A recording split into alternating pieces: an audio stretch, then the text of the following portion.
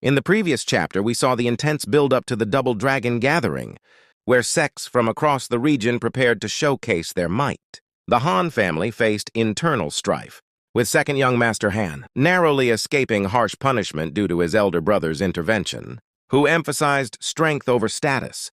Meanwhile, powerful disciples emerged, including a junior brother who unveiled his terrifying innate flame, signaling his rise as a major contender. On the other hand, Yanmo's carefree and unpredictable nature frustrated his sect, but his peers remained confident he wouldn't miss the gathering, driven by his desire to face the strongest talents in the Western lands. Let's begin the story, and the disciples glared at Zhuo Fan as he stood tall, his smirk infuriating them further. "Come on," he mocked, his voice dripping with disdain. "I'll be waiting for you 1,000 meters away. Try not to die the moment you step out of the sect." Kuigang's fists clenched, his face set with determination. "Zhuo Fan, you just wait. We're not going to die so easily. You'll see." The scene shifted to a bright day, the sun high in the sky, casting light over a wide, dusty road. A group of disciples trudged forward, their movements stiff, almost mechanical. Every step they took seemed to drain them of life. Their bodies twisted unnaturally, and their faces bore an expression of grim resolve. From a distance, they looked like patients struggling against some crippling disease. But this wasn't illness. It was Zhuo Fan's doing. He had given them the zombie pill, a concoction so cruel it forced them to keep moving or face a fate worse than death. What began as a dozen determined disciples had dwindled to less than 10. Each survivor had witnessed the horrifying consequences. Firsthand, teammates turning into solid rock, their bodies crumbling into ashes carried away by the wind. None dared to stop now, knowing that even a moment's rest could be their end. Kuilang forced one leg in front of the other, his voice hoarse as he muttered to himself. "For God's sake, Zhuo Fan is savage. Stop moving and you're dead." His joints creaked audibly, and every step seemed like it might be his last. He turned his head with difficulty to check on his son.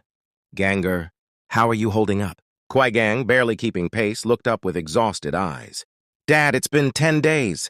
10 days without cultivation. I don't think I can do this anymore. I just want to rest." Now I understand what they mean when they say there's a life worse than death. Kuilang's voice grew stern. "Ganger, keep going. You saw what happened to those who stopped. That can't be your fate too." "I know, Dad," Kuigang replied, tears welling up in his eyes. "But Master is so vicious. He expects us to make it to the Double Dragon Gathering like this, and only then will he cure us."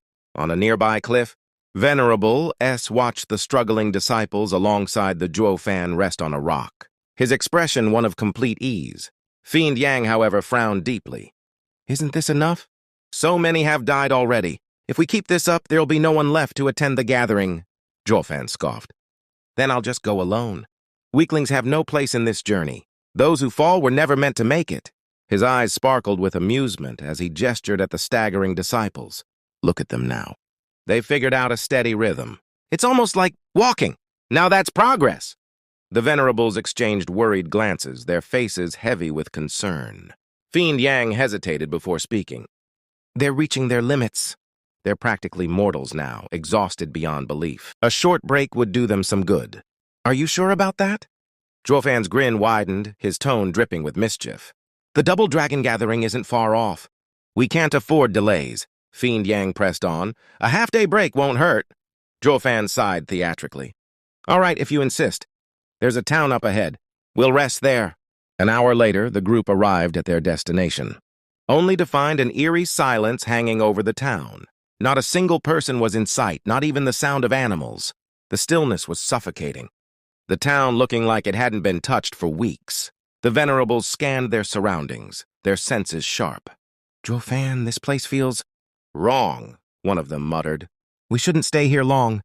But Zhuo Fan waved them off casually. "Relax, we're just here to rest for a bit. Let's find a tavern and leave the disciples to catch their breath."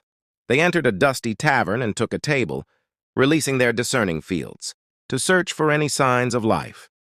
Nothing. The tavern was as lifeless as the town. Outside, this place, Zhuo Fan's voice was low. It reeks of a demonic cultivator's presence.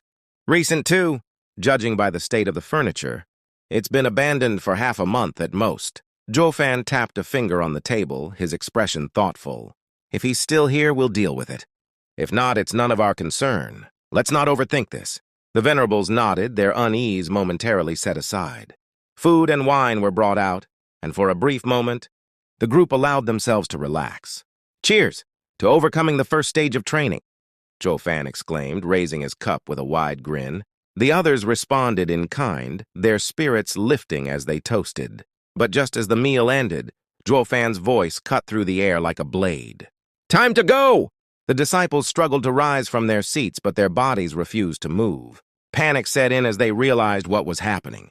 What's going on? Fiend Yang stammered, his voice filled with dread. Fan's smirk returned, more sinister than ever. Didn't I warn you? Once you take the zombie pill, you have to keep moving. The moment you stop, you freeze in place. Now that you've rested, you're back to where you started. Cries of outrage filled the room. You've got to be joking. Kuilang's voice trembled with fury. Steward Zhuo, you duped us. Fan chuckled, scratching his nose. When did I ever promise otherwise? I only agreed to the Venerables' suggestion for a break. Not my fault you didn't think it through. You... Kuilang was too angry to speak, his eyes blazing with hatred. Fan's casual shrug was the final insult. What are you going to do about it? The room fell into an uneasy silence, the disciples glaring daggers at Fan. But before anyone could act, a flash of red streaked through the air, aimed directly at Fan's throat. The oppressive bloodlust in the room was palpable, freezing everyone in place. Fan reacted swiftly, raising his hand to catch the blade mid-swing. His grip tightened, and with a flick of his wrist, the attacker, a young girl, was sent flying into a table. The red sword gleamed in Fan's hand as he examined it with interest.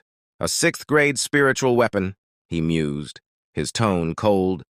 Well-crafted, but wasted on someone who can't wield it properly. His icy gaze shifted to the girl who was struggling to rise. Speak! Who are you, and why are you trying to kill me?